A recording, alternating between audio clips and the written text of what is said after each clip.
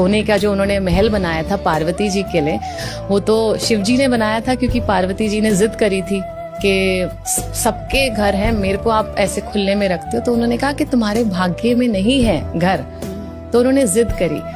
तो जब पार्वती जी ने जिद करी तो भगवान जी ने कहा चलो, वो तो मजे ले रहे थे कि चलो जिद करो, तो उन्होंने सोने का महल बनवाया।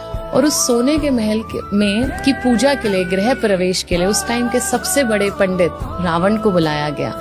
तो रावण ने जब उस वहाँ की कहते हैं ना वास्तु पूजा और पूरे गृह प्रवेश की पूजा करी, तो उनको वो सोने का महल इतना पसंद आ गया, तो उन्होंने दक्षिणा में बोला कि मुझे महल चाहिए। और शिव जी मुस्कुरा दिए, तुम्हें मैंने कहा था तुम्हारे भाग्य में नहीं है। उसको सोने के महल को उठा के लंका लेके गए, तो वो सोने की लंका बनी। और पार्वती जी ने को बहुत गुस्सा आया, तो उन्होंने उस टाइम बोला था कि मैं इसको जला दूंगी। तो कहते हैं कि जब हनुमान जी ने, हनुमान जी शिव जी का अवतार हैं, तो कहते हैं